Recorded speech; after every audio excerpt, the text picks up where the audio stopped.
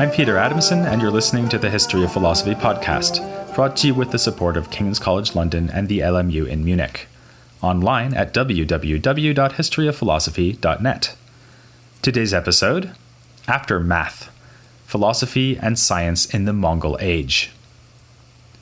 What comes from Central Asia arrives on horseback, kills everyone in sight, eventually toppling one of the world's great civilizations, and has a leader whose name will be borrowed by a German pop band from the 1970s. If you said the Huns, you're almost right.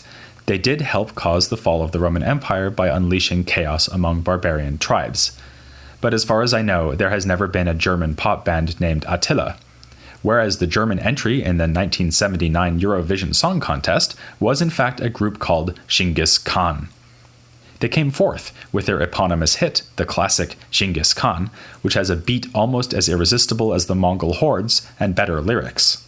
For instance, Erzeugte 7 Kinder in einer Nacht und über seine Feinde hat nur gelacht, which I suggest translating, he fathered 7 children in a single night and just laughed when his enemies came into sight.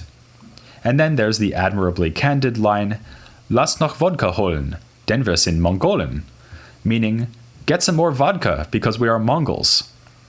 I almost feel like stopping the episode right there, quite literally on a high note, but I really want to tell you about the real Mongols, the super tribal group once led by Genghis Khan, and their surprising role in the history of philosophy. Surprising because it was not entirely negative. The Mongols did wreak devastation and death wherever they went. Why else would you name a German pop band after them?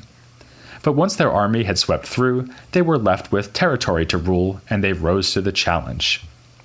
By the middle of the 13th century, a quarter century after the death of the mighty Genghis, the Mongols figured out that they could get more out of the territory they conquered through taxation than by wholesale slaughter. They had burst out of their homeland in Central Asia at the beginning of the 13th century, taking control of northern China and then laying waste to areas in the Islamic world, including Khorasan, home of many of the philosophers we've met, including Avicenna. By the time of Genghis Khan's death in 1227, their realm reached as far as the Caspian Sea. Within another 15 years, they had defeated the Seljuks to take power in Anatolia. It was only a matter of time until they toppled the Abbasid dynasty, which had in any case been wielding only symbolic power for many years at this point. This occurred when the Mongol ruler Hulagu, accompanied, as we saw, by the politically flexible philosopher Atuzi, invaded Baghdad and killed the last of the caliphs in 1258. The Mongols' westward expansion was finally stopped only when the Mamluks managed a successful defense of Syria and Egypt. With their borders stabilizing in the year 1260, the Mongols now needed to consolidate their hold over the eastern Islamic realms. They had to become, as Ibn Khaldun's theory of history would predict, sedentary rulers rather than a rampaging horde fueled by tribal solidarity. One important development was the conversion of their leaders to Islam. Prior to that, the Mongols had been varied in their religious beliefs, embracing Christianity, Buddhism, and paganism. The rulers who succeeded Atuzi's patron Hulagu were known as the Il-Khans. One of them converted from Buddhism to Islam, and those Mongols who were not already Muslims followed his lead. So it was that the Mongols went from being an existential threat to Islamic civilization to being the rulers of Islamic civilization. For all the havoc they had wreaked, they proved capable of rebuilding that civilization and even of supporting scholarly activity. They understood the value of skilled laborers among their new subjects and would sometimes move them around their empire to where they could do the most good. Add to this the fact that intellectuals were often among the populations fleeing in terror from Mongol advances. We saw this in the case of Fakhreddin Arazi and Ibn Taymiyyah, for instance. So, the Mongols directly and indirectly helped ideas to spread around the Islamic world. The experts that could still flourish within the new Mongol order included philosophers. Especially likely to win favor were those with competence in astronomy and medicine, sciences that were valued by the Mongols no less than by the earlier Muslim dynasties they had now replaced. In fact, they even imported Muslim astronomers into China. In the Islamic world itself, the best example of the phenomenon is a man we already know well, Nasir ad-Din Attuzi. We've discussed how he spent his last years leading scientific research at an astronomical observatory in the city of Maragha. In addition to the works I described in the episode on Attuzi, it's worth mentioning here his edition of Euclid's Elements, which drew on the two main Arabic translations of the work and marked differences in the two transmissions for readers. This philological achievement made Attuzi's version of the Elements the standard edition for successive generations. And it wasn't only Attuzi who was doing math in the aftermath of the Mongol invasions. He gathered around him a formidable group of scholars working on astronomical, medical, and philosophical topics. We already met one of them, Qutb ad-Din ash-Shirazi. You may remember him as the illuminationist philosopher who had a flair for performing magic. One trick Qutb ad-Din tried to pull off in astronomy was to solve an age-old problem that had already bedeviled the ancients. The planets are supposedly seated upon spheres, which are revolving in simple circular motions around the Earth. Yet, we do not see them moving along a steady course. Rather, when their movements night to night are tracked, they seem to stop and even move backwards. Ptolemy had offered two possible solutions to this problem of retrograde motion. One was to suppose that the planets are indeed on single spheres, but say that they revolve around a different point than the center of the Earth. These spheres would be eccentric, meaning quite literally off-center. The other was to postulate smaller spheres, embedded within the large single sphere with its own rotating motion. These smaller spheres, or epicycles, would be the seats of the visible planets. The irregular motion of the planets could then be described as a combination of the revolution of the larger sphere around the Earth, plus the smaller revolution of the planet around the epicycle. Considering all this, Qutb ad-Din concluded that although a mathematical model could be made to fit the phenomena either way, the first solution with eccentric spheres is preferable for its simplicity. He defended this Occam's razor-style preference for simple scientific explanations on theological grounds. God would not make his cosmos more complicated than necessary. As this example shows, the scholars gathered around Attuzi saw no conflict between the science of astronomy and the verities of Islam. This was in part because they pursued astronomy as a relatively autonomous science, which did not involve the more controversial claims of Avicenna's philosophy. One might compare the cultural position of astronomy at this time to that of logic. Both disciplines had come into Islamic culture as part and parcel of the Hellenic legacy. Now, though, they were being studied independently and were seen as perfectly appropriate for religious scholars. This was fully in accord with the advice of al-Ghazali, who had poured scorn not only on those who questioned the validity of logic, but also on those who rejected the mathematical sciences. Even if these sciences might occasionally lead to error, he said, a rational foe is better than an ignorant friend. Qutb ad-Din also contributed to another science with long-standing ties to philosophy, medicine. He wrote a commentary on the Canon, Avicenna's encyclopedic work of medicine.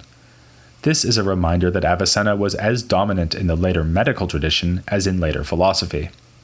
The greatest medical writer of the 13th century, this age of Mongol invasion, was not Qutb ad-Din, but the somewhat earlier Ibn an-Nafis. I haven't mentioned him before, and it's a bit of a digression to bring him up now, to be honest, because he didn't live in the territories conquered by the Mongols. Born in Damascus, he moved to Cairo, and thus lived within the rather less dangerous realm of the Mamluks. But I can't pass over him for two reasons. First, he made one of the most remarkable medical advances of the Islamic world, by being the first person to realize that blood is passed from one ventricle of the heart to the other through the lungs, contravening the teaching of Galen and Avicenna, and making a big stride in the direction of an accurate understanding of the circulatory system. The text in which he announced this discovery? His own commentary on the Canon of Avicenna, a reminder that the commentary traditions he provoked were full of original and valuable ideas. The other reason it's worth bringing up Ibn an-Nafis is that he wrote another very different work, a critical response to Ibn Tufail's island fantasy, Hay ibn Yaqdhan, meaning living son of awake. Ibn an-Nafis understood all too well the implication of Ibn Tufail's book. It dramatizes Avicenna's belief that a human can reach wisdom on his or her own, using nothing but the innate capacity for reason. To counter this, Ibn al-Nafis wrote his own island story, in which the hero is named Fadil ibn Natik, or virtuous son of the rational, or in an alternate translation, virtuous son of the one who speaks. Like Ibn Tufal's protagonist, Ibn al-Nafis's main character Fadil is able on his own to realize that God must exist, but then his island is visited by a ship whose passengers expose him to the revelation. Ibn al-Nafis's message is clear: no man is an island. Attainment of the necessary truths requires the access to prophecy provided by a religious tradition. This constitutes an inversion of the lesson taught by Ibn Tufal, whose story ends with Hai turning his back on society because the religious faith of its citizens falls short of his own independently discovered philosophical and mystical insights. From a historical point of view, Ibn al-Nafis's riposte to Ibn Tufal is noteworthy as an example of the impact of Andalusian thought outside of Andalusia. Nor is this the only example. Averroes's works were known to Ibn Taymiyyah, and of course the Andalusian mystic Ibn Arabi exercised immense influence in the later Eastern traditions. But if we turn away from Ibn al-Nafis's Mamluk setting and back to Mongol-controlled territory, we find that the philosophical action during and after the Mongol invasions resembled what had been going on before they arrived. We saw how Fakhruddin Arazi fused Avicennan philosophy with the ideas and methods of Asharite Kalam. The seeds planted by Arazi reached full flower with a sequence of influential theologians named Al-Baidawi, Al-Iji, and Ataftazani. Collectively, they span the whole 14th century, with Al-Baidawi dying in 1316, Al-Iji in 1355, and Ataftazani in 1390. Their influential works were composed not in spite of Mongol political hegemony, but actually within the elite circles of Mongol political life. Al-Iji was a highly placed judge under the Ilkhans, and by the end of his life, Ataftazani held a high position at the Mongol court in Samarkand. He provides us with a nice link between two centers of intellectual activity under the Mongols. Ataftazani studied with Qutb ad-Din al-Shirazi, the illuminationist and student of Atuzi we just saw trying to work out the details of Ptolemy's astronomical system. So, he was one of the scholars who continued the legacy of the Maraga Observatory, and he brought this legacy to Samarkand. The reason this is important is that Samarkand was the location for the court of the great Timur, known in Europe as Tamerlane. Timur really deserves a German pop group of his very own. He inflicted a new round of destructive conquest upon Persia and Central Asia, and launched a new Mongol dynasty, the Timurids, whose rule extended from the late 14th down to the early 16th century. Ataftazani died holding office under Timur himself. His works and those of his predecessor theologians, Al-Baidawi and Al-Iji, would remain required reading at Samarkand when another research center and observatory was established there by Timur's grandson, Uleg Beg. The sequence of names and events may be slightly bewildering, but the take-home messages should be clear enough. Mongol rulers and their armies remained hazardous to the health of anyone standing in their way, yet they continued the traditions of patronage familiar to us from the high point of the Abbasid Caliphate and the Seljuks. And the scholars they patronized defy our expectations. They were Sunni theologians, but also astronomers, experts in logic, but also deeply learned religious scholars. Most unexpected of all, they were sometimes Christians. One of the scholars who worked at Maraga was known as Bar Hebraeus. He hailed originally from Anatolia, but found himself in Aleppo when it was overcome by the Mongols in the year 1260. In some respects, Bar Hebraeus is typical for the era. In philosophy, he was influenced by Avicenna, he wrote on astronomy, and he was a doctor, serving at one point as physician to a Mongol ruler. And, as a participant in the scientific endeavor at Maraga, he was yet another associate of Atuzi. We even have a manuscript that once belonged to him, containing mathematical works that had been revised by Atuzi. Less typical, though, is the fact that he was a Christian. Also, he wrote some of his works in Syriac, a language that has not appeared in our story since we looked at the first translations of Greek works into the Semitic languages. In an inversion of that original translation movement, and one entirely appropriate to the Mongol age, Bar Hebraeus produced Syriac versions of works by the foremost philosophical authority of his time, Avicenna. Were all these scholars of the Mongol age really philosophers, or just pious, traditionally minded Muslims and Christians who were broad-minded enough to take an interest in less controversial disciplines like logic and astronomy? On this question, I'd like to quote the great scholar of Islamic theology, Wilfred Madelung. I'll translate his remarks from German, which between Madelung and the 1970s pop group Genghis Khan is clearly the language to know if you want to find out more about Mongol history. He writes, "When the Mongol rulers converted to Sunni Islam in the 14th century, the study and teaching of philosophy was most certainly allowed and was practiced openly. This intellectual freedom in the East stood in sharp contrast to the situation in the central Islamic lands ruled by the Mamluks, where in the wake of the fall of the Abbasid Caliphate there was a restrictive atmosphere with little patience for departures from Sunni orthodoxy. A phenomenon like Ibn Taymiyyah would hardly have been possible in the East." In other words, and again probably contrary to our expectations, the situation for philosophical development under the newly Muslim Mongols was arguably better than the situation under the stricter Mamluks.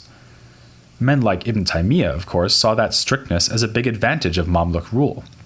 Meanwhile, thinkers who took advantage of the more open intellectual atmosphere of the Mongol dynasties included the aforementioned al-Baidawi, al-Iji, and at-Taftazani, each of whom deeply influenced the next.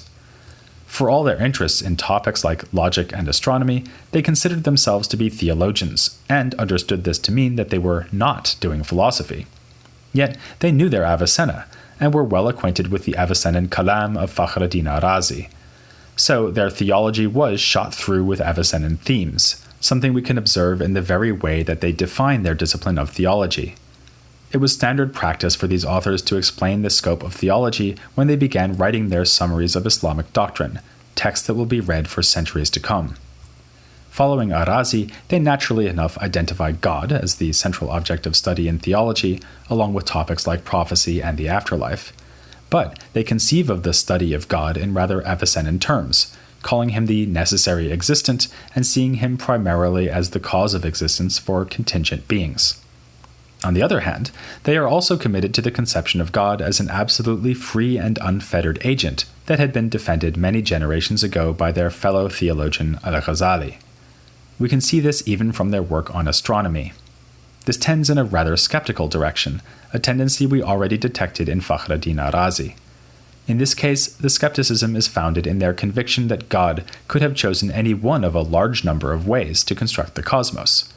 Also, according to the Asharite teaching, God's intervention from moment to moment is needed to perpetuate the existence of that cosmos and all it contains. So, Al-Iji wonders whether we really need to suppose that the planets are seated upon transparent spheres, as Aristotle and Ptolemy had assumed. Wouldn't it work just as well if they were on hoop or belt-shaped rings surrounding the Earth?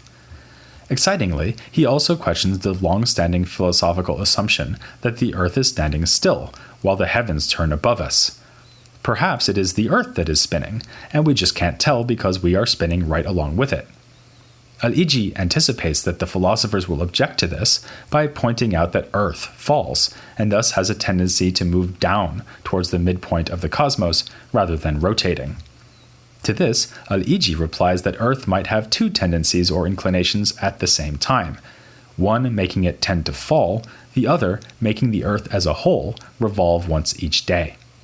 Here, we may detect the continued influence of Abul Barakat al-Baghdadi, the Jewish Muslim convert who first proposed this dual inclination theory. The fact that such ideas were being put forth in the Mongol era suggests that, to some extent, the Mongol dynasties were like the Muslim political regimes that preceded them. As I've said, they went so far as to found astronomical research centers. Whether they did so out of genuine curiosity and admiration for science, or as a way of shoring up political legitimacy, or both, is of no concern to us. What matters is that they made it possible for philosophy, philosophically tinged theology, and science to survive and even thrive in this period. The greatest example is probably Maragha, a home for several significant scholars and supposedly a library containing hundreds of thousands of volumes. And later, as we've seen, Samarkand became another important center. But other places fared less well. The Mongols redrew both the political and cultural maps, and cities that had been hotbeds of intellectual activity now became stagnant backwaters. Above all, the former Abbasid capital Baghdad could not recover from the Mongol devastation. Iraq, more generally, lost its status as the cultural center of the Islamic world. There was also massive destruction elsewhere, for instance in Khorasan. In compensation, the territory corresponding to modern-day Iran became ever more defined as a political entity and as a region at the forefront of cultural developments in the Islamic world. Persian culture has been important right from the beginning of philosophy in the Islamic world, with some Greek works being translated into Persian early on, and with numerous scholars of Persian background flourishing in the Buyid period.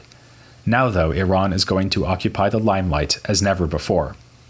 Soon we'll be taking the story forward to the Safavid Empire, seeing a renaissance of interest in the Hellenic philosophical legacy, and the rise of great synthetic theologian, philosopher, mystics, foremost among them Mulla Sadra.